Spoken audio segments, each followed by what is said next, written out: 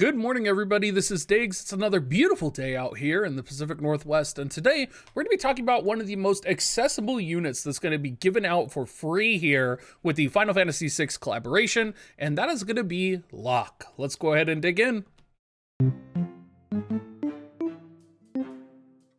Now, if you are any player in War of the Visions, you are going to get access to Locke, and you will have about 4 weeks to max him out, which makes him pretty accessible to almost every level of player, no matter where you are.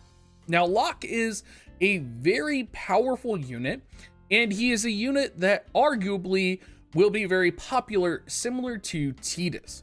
Now, on the GL side, he is going to be popular for very similar reasons as on the JP side, and that is because he occupies the same position that basically Starlight Elena occupies. He is an evasion unit, he has access to re-raise, and he is pretty destructive, particularly with the release of TMR runes, his own TMR, and of course double VCs. Taking a look at his base stats here, before anything, you can see here that Locke is second highest on the list for luck. He's at 285 luck, whereas down here, Elena's only at 272. So that should paint a picture of the nightmare that Locke is going to present for many players of the game.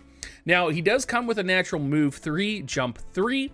His primary job is Treasure Hunter with access to Pugilist and Nightblade, which, yes, he does get Drain Rush, so he does have a 3-hit light slash attack, which is going to make him very powerful in PvE chaining situations. Let's take a look at his TMR, because his TMR is pretty monstrous and is very popular. It gives HP 292, Defense 5, Spirit 5, Evasion 15. Tons of jobs are able to utilize this. It also gives agility 20% for 3 turns at the start for allies around you, and it gives luck 20% for 3 turns for allies, and it can be cast twice. So not only is he naturally evasive, he has a naturally evasive kind of luck boosting, agility boosting TMR, which is going to spell disaster for a lot of people. Now, his mastery ability is going to be, of course, HP 10% for light allies, light attack 15 for light allies, and he'll follow it up with an additional evasion 5 for self, and decrease AP consumption 15 for self.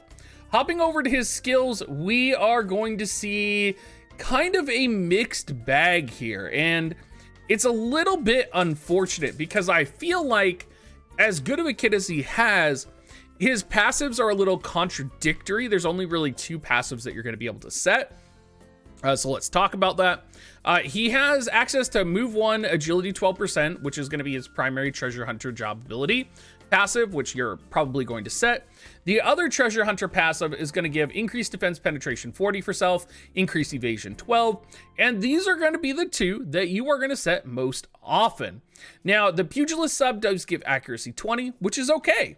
The Secret of the Nightblade sub does give attack 30%, accuracy 25, but it decreases evasion 10, and Fighting Spirit is going to increase HP 12% and attack 24%. So most of the time, you're likely going for the defense pen and evasion, and you're probably going for the move 1 and agility. I could see other situations, particularly, again, in PvE, where maybe you're trying to optimize damage, where maybe you go for the Secret of the Nightblade, maybe you don't care that much about evasion, but I think a lot of the time, since Locke is going to be a very relevant PvP unit, arena unit, GVG unit, I think a lot of the times you're going to be going for that evasion, that defense pen, that move, that agility. It just makes sense for his character, and I see a lot of this. And to top all of this off, he does have access to his own version of Reflex at a 15% chance to proc. I would talk about the other passives, but let's be honest, we're not using them.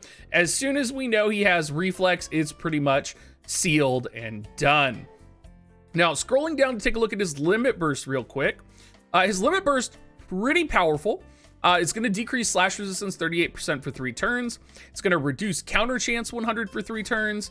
And it has a pretty wide range here, about 4 with a range height of 1. Overall, pretty good. In his primary kit, his primary ability, Circle Moonring Blade, is going to decrease attack 43% for 3 turns with really good range height on that sucker. Or really good range and range height. Pretty standard, actually, but I think it's very rare to get decreased stat 43%. So this is on the higher end of breaks. This also gets upgraded to break physical barrier on the opponent as well and become a 165 modifier ability. So that is very powerful, and you're going to be having him use Rising Sun, as it's properly translated, quite a bit. He has access to Camouflage, which he will be using all the time. Increases attack 40% for 3 turns, increased evasion 25. Very good, gets 2 uses of these. Then we have a P Hunt, which is an interesting ability. Cross-shaped, range height 1, AoE height 1 with 3 range.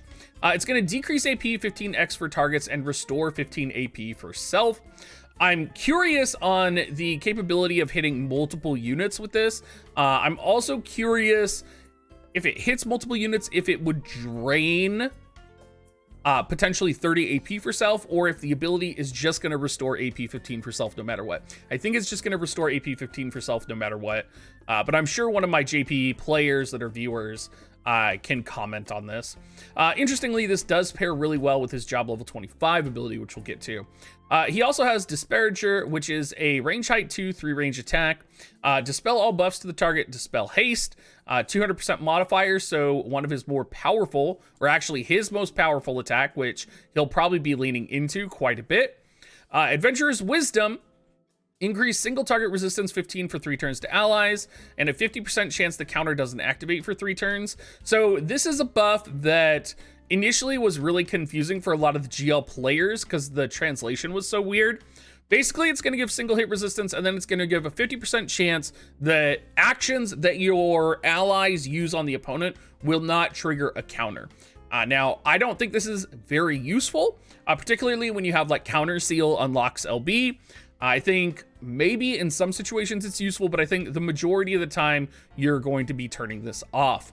Now, his job level 25 ability, Help in the Phoenix, grants AP restore 5% for 3 turns.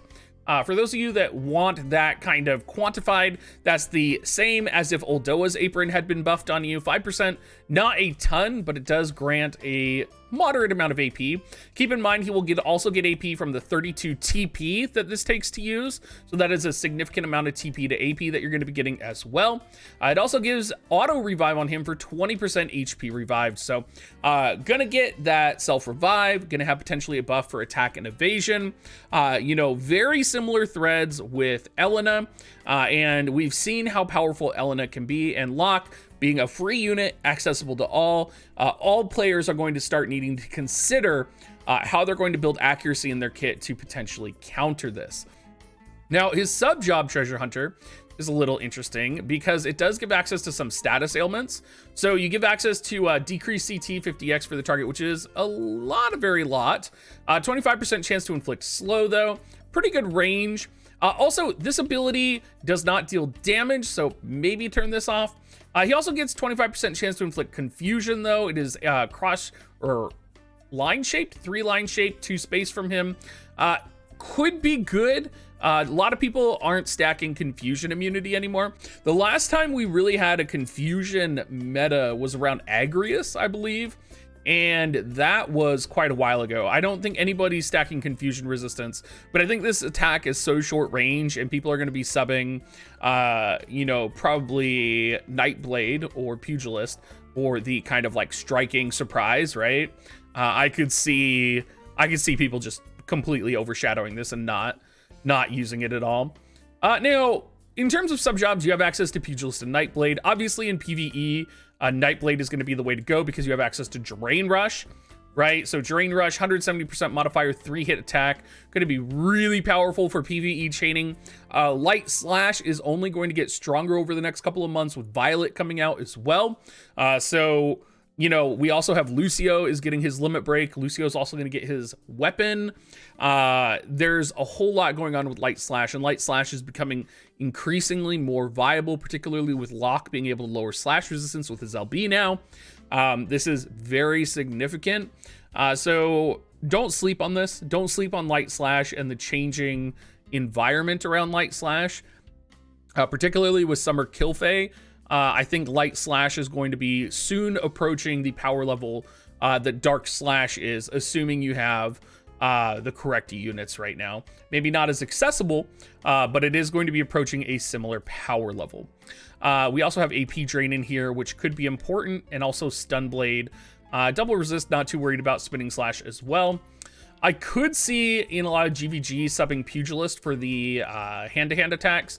A lot of times, people don't build striking resistance, so having access to Pugilist abilities is a way to just, like, surprise decimate your opponent. I've seen it with Camillo, I've seen it with Velric, I've seen it with Oron, right? Like, a surprise hand-to-hand attack, particularly on a unit maybe with a lot of defense pen like Locke has, or with a unit that has a weapon that maybe enhances elemental buffs, can be very powerful. So keep all of that in mind while you are thinking about building and utilizing your Locke.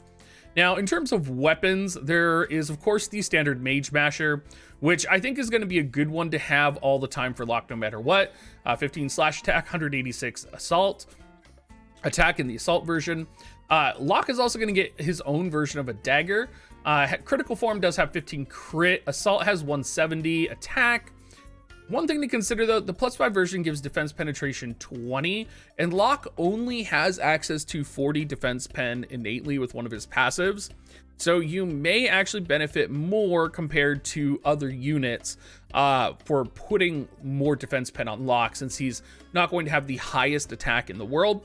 Could balance out here. So I think you can't really go wrong with his dagger. Of course, if you're in a situation where you don't need it, there is also potentially the sword breaker coming out, which you'll have access to, which is going to have slash attack 10 with a 30% chance that enemy's counter doesn't activate, 195 attack here, or you can get the aim version with 18 accuracy, 136 attack. So there's a variety of weapon options. A lot of different daggers are going to be coming out in the near future. So just keep all this in mind. There's going to be more weapon options as the weeks go on. You know, I'm sure there's someone in the troll comments that's like, I've been building my main Gosh just for this moment. You're like one of like 10 people that has main Gosh +5. I'm jealous of you. I'm also not jealous that you spent so much time farming that shit. So GG, friend. Anyway, everybody, thank you so much for watching. Hope you guys are excited for Locke. I'm pretty excited for Locke, and hope you guys are excited for Final Fantasy VI in general. If you guys do want to support me, please use my affiliate link, dig.gs/coins or dig.gs/offer, and have a great rest of your day.